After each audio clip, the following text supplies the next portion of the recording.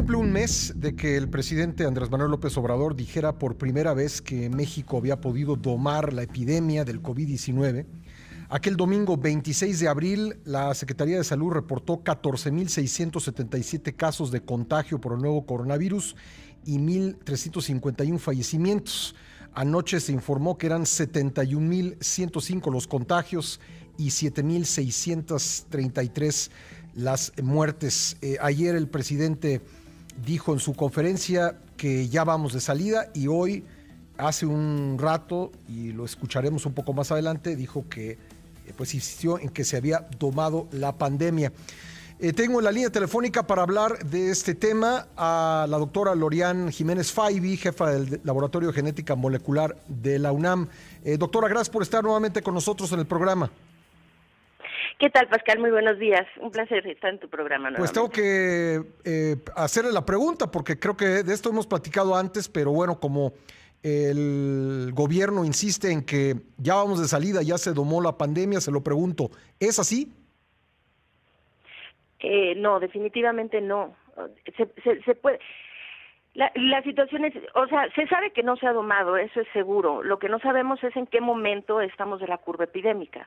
Es decir, es muy difícil predecir si estamos ya en una parte más o menos intermedia, si es que esto significa la parte baja, si esto significa la parte alta.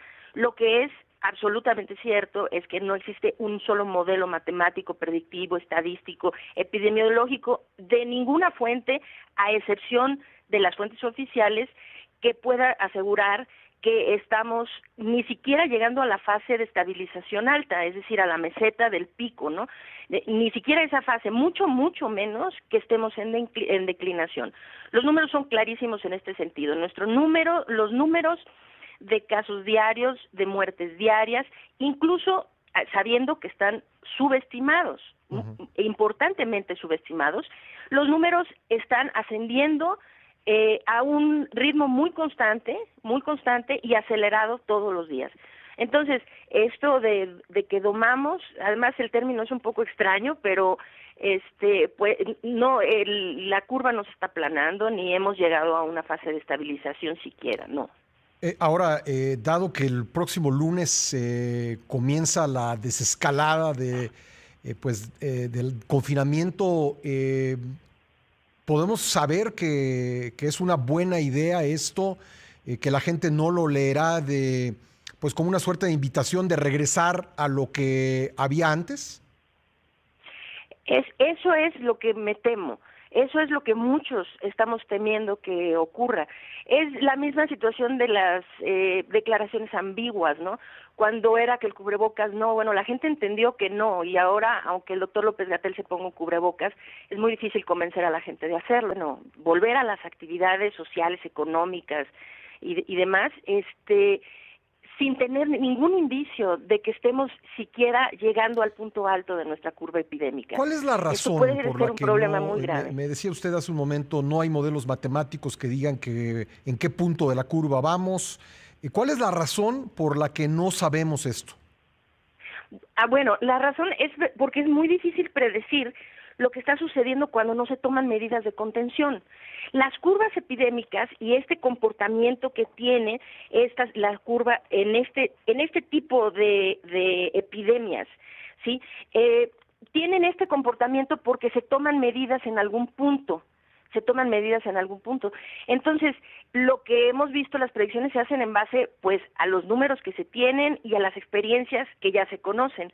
Entonces, las curvas que han sido disminuidas, que han sido aplanadas y en donde el problema ya parece estar del otro lado de la curva, pues es porque en esos sitios se llevaron a cabo medidas de contención como la realización de pruebas diagnósticas, el rastreo de casos y de contactos, el aislamiento selectivo de los individuos sospechosos y de los confirmados. Estas son las medidas de contención. Que no Esa es hemos la realizado manera. nosotros. Ninguna de ellas. Entonces, y máxime todavía que cada vez hay más evidencia del poco efecto que tiene realmente la mitigación de este tipo que estamos haciendo. Esta mitigación es muy costosa socialmente y económicamente. Simplemente cerrar todos los negocios, mandar a toda la gente a su casa. Cada día que la economía está por lo menos parcialmente detenida, es increíblemente costoso y no está solucionando de manera importante el problema. La manera de hacerlo adecuadamente es sí invertir en las pruebas, en el rastreo y demás, que va a ser mucho menos costoso que siquiera una semana de estar así con los negocios detenidos y la gente perdiendo empleos, ¿verdad? Y eso sí nos va a llevar a que finalmente, es que aquí la clave es detener la cadena de contagios, cortar la cadena de contagios. Mientras no se corten las cadenas de contagios, esa curva epidémica puede seguir creciendo. Y somos muchos, por ejemplo, en la Ciudad de México, pues somos millones de habitantes.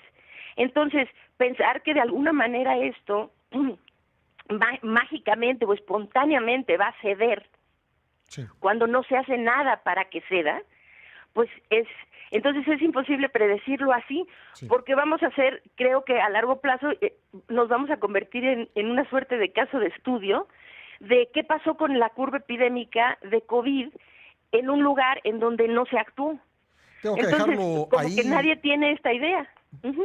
Doctora, pues tengo que dejarlo ahí, pero le agradezco como siempre que esté con nosotros. Muy amable. Al contrario, es un placer, Pascal. Gracias, qué amable. Gracias, la doctora Lorian Jiménez Faibi, jefa del Laboratorio de Genética Molecular en la UNAM.